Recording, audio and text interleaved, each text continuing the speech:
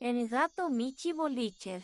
El gato Michi Boliches juega con todas las bolas de todos los colores y de todas las formas. Juega con la madeja de lana. Juega con la pelota.